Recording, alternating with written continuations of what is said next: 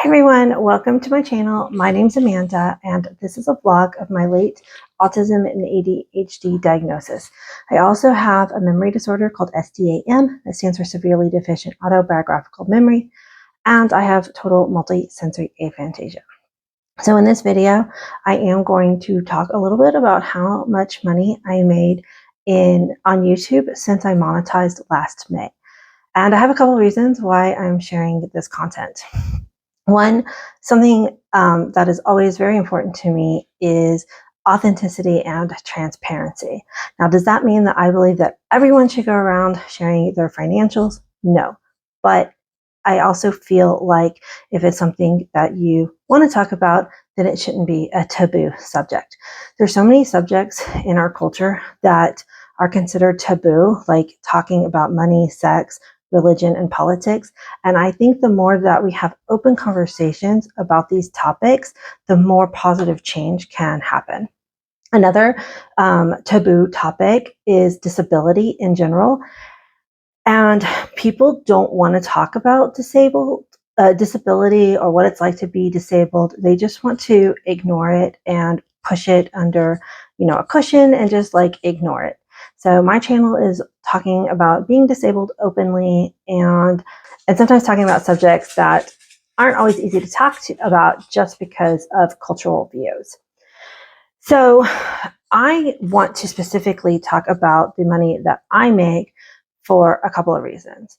One is because I'm actually quite proud of being able to make money for the first time in 20 years. I'm going to talk a bit more about that. And secondly, I personally just think it's kind of interesting to know what different careers make. And so if you're here just for that curiosity level too, then I welcome you to be here. Just make sure you stay respectful if you leave a comment. Okay, so a couple things that I want to also lay out. One is that I come from a very privileged position, and I want to acknowledge that. My husband supports me financially. The money that I make from my channel is extra. I've been very, very lucky for that. I know that not all autistic people are in the same position as I am, with having a supportive partner who has been the financial, he's taken all the financial burden for our family for the entirety of our marriage. I did work a little bit in my 20s, and I married my husband when I was 23. And after I got married, I did work a little bit before and a little bit after we got married. I would job hop from job to job. At this point, I was not diagnosed, and I struggled with any kind of job that I tried to have. Some of the things that I struggled with was, again, I wasn't diagnosed, but now looking back, I can understand why I struggled. Some of it was autistic sense of justice. I would feel like sometimes employers were doing things that weren't fair. It wasn't equal across the different employees. And so that would really trigger a huge upset, and I would end up quitting. Which is very common for a lot of autistic people. Another thing is a pathological demand avoidance profile of autism. And I have some videos that go really into detail about what that is. But it is demands on my autonomy. And so having someone else schedule my time in, different work environments was something that would lead to burnout, because it was something that was just so difficult for my brain to deal with. Having undiagnosed ADHD and just being able to stay organized and focused and, all of the things that you need to do executive functioning wise to work consistently. So there was a variety of things that made working very, very difficult for me, and I would never stay at a job for very long. Then after I got married and we were trying to have children, and I was able to just kind of have that socially acceptable, oh, I'm a housewife and then a stay-at-home mom. And because that was socially acceptable, I just really stopped trying to work because it was always just so incredibly difficult for me. But there were times in the past, my kids are 16, in the past 16 years where I would think about wanting to work because our society values people who bring in a paycheck. And so I would want to work. And every time I would think about the actual logistics of it, it just did not make sense. I knew that not working was actually more beneficial to our family. And yet, and it's not like I don't think that I contribute. I know the support that I provide my husband makes it where he can focus on his job so much more. Like, there is a partnership. It sounds like it's an old-fashioned model, but it works for our relationship. He never really has to think about laundry or what he's going to be eating because I focus on those areas of our life together, and he focuses on making money for our family. So I provide supports to him, and he provides supports to me. It's a very equal marriage. Over the years, I thought about monetizing different hobbies, but every time that I would try to or think about monetizing a hobby, this is common for a lot of ADHD people, and especially if you have the pathological demand avoidance profile of autism. As soon as someone tries to pay me for something that I enjoy doing, it feels like a demand, and I'm no longer able to do it. It is very frustrating part of your brain to have to live with, but it is the case. So monetizing hobbies has never been something that has worked very well for me. Now, I started this channel, my first video went live on August 31st, 2022, and it took me 8 months to monetize. I wasn't really going for the goal to monetize the channel. I just wanted to share my diagnosis. When I first started, my first full videos were on aphantasia and SDAM. And then it was shortly after that when I started wondering if I was autistic and possibly having ADHD. And since I had already started a channel about being neurodivergent, I decided just to go ahead and film the whole process, from the questioning to the evaluation to getting an actual diagnosis. Sorry, the sun is doing very strange things to my lighting, so hopefully this is a little better. Up to this point, I have 195 videos, so I've put in a lot of time on this channel, and I know that I've been making a difference because y'all tell me so in the comments.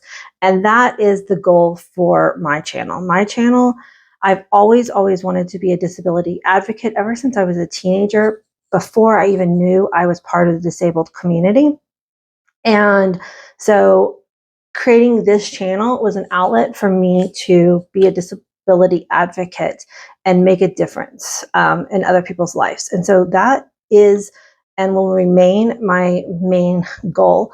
I never, as you'll know, I don't post to a schedule because, again, pathological demand avoidance or pervasive drive for autonomy. If I set a posting schedule, that would take away my autonomy and it would make it more difficult for me to post videos because then it would start to feel like a demand. So I make videos whenever I feel like it. I don't play algorithm games. I just create content, and when I make money, it is a bonus. And it does feel good because, like I said, unfortunately, society looks at people who make income in a positive light. I personally hate capitalism, but at the same time, I live in a capitalistic society. So it's like two things can be true at once.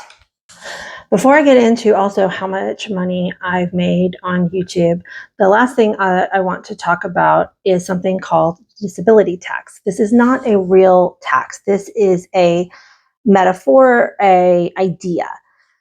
What the disability tax is, it costs more to be disabled than to be able-bodied.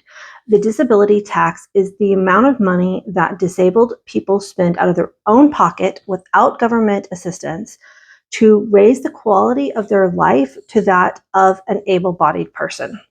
This is things like where many, and I've heard this is changing, so this is good, but many deaf people who actually could use the benefit of a hearing aids are not covered by insurance.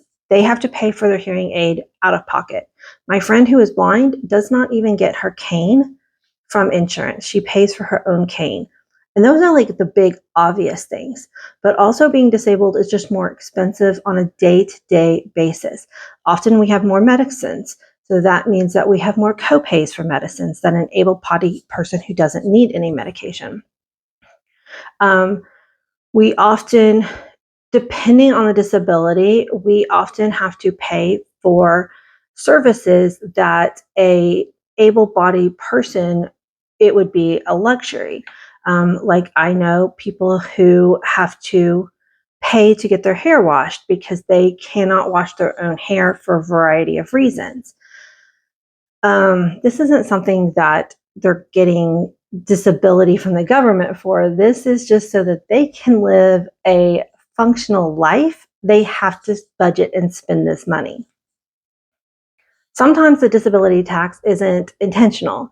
A lot of people with ADHD, we will talk about having the disability tax because of our disability and the executive dysfunction that we have.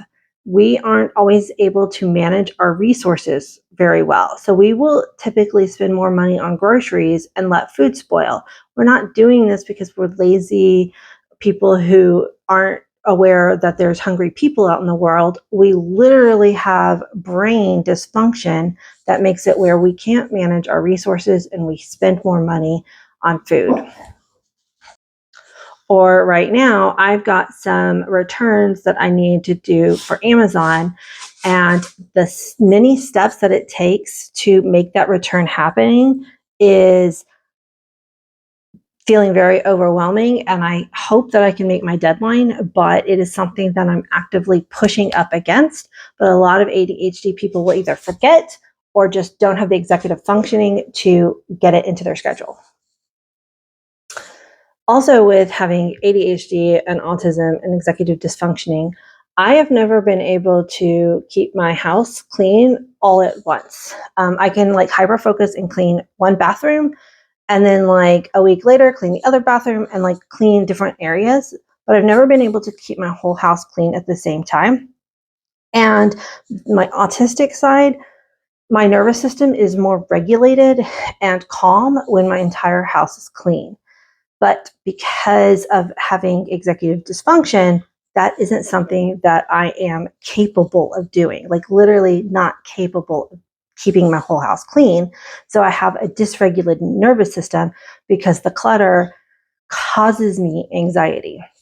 So, how like one way my therapist talked about it is how a able-bodied person might have a house cleaner, and that is a luxury. For a disabled person, if we can afford a house cleaner, then that brings our life again up to a quality of living where we can have a regulated nervous system like that able-bodied person.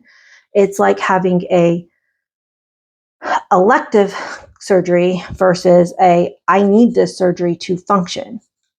So I use my YouTube money that I make to pay for a house cleaner to come to my house twice a month. And it's like having that surgery that you need. It's not elective surgery. It is a surgery that I need.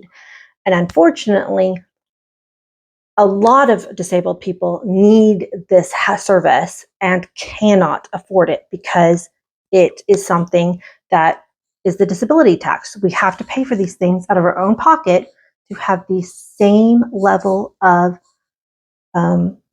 living again as an able-bodied person.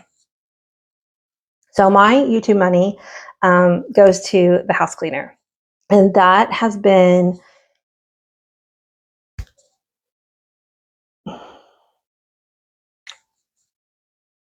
speechless for once. It's been everything to be able to have the money to pay for a house cleaner. It has helped me, again, feel more calm in my own house. It has helped me be able to focus that attention that took up all the energy of keeping, and I'm still keeping my house clean. They're only coming twice a week. I mean, not twice a week, my God, no, twice a month. I still maintain it between then, but even having them just reset the house twice a month has helped. And so I can use that energy in other places that help me function as a human. The last thing that I use my YouTube money for is going to get a massage occasionally. I'd like to be able to get massages more often. It wasn't until very, very recently that I learned that most humans spend most of their time pain-free. That blew me away. I live with chronic pain. I am in pain in my body someplace at all times, pretty much every single day of my life. I did not know that people live without pain. I thought that was just part of being human. Matter of fact, I've got my little heating pad. I've got this in my Amazon storefront. I love this water bottle heater. It's electric. It plugs in. And this is something that I also bought with my YouTube money. And right now I've got it on my back because my lower back is like just in massive amounts of pain. But I'm so used to pushing through the pain that I do things like videos, like going walks, like take my kids places while I'm in pain, because otherwise I wouldn't function as a human. All right, so without further ado, let's talk about how much I actually make it as a YouTuber. And it's not really that much. It's not even enough to be a part-time job. So I'm going to put the graphic up right here. So I have been monetized for 9 months now. So this isn't for a full year. I got monetized last May, and May was the highest revenue month that I had so far because of this video right here. 71% of my subscribers have come from that video. So if you're watching this video, it's very likely you've already seen that video. That video has meant a lot to me.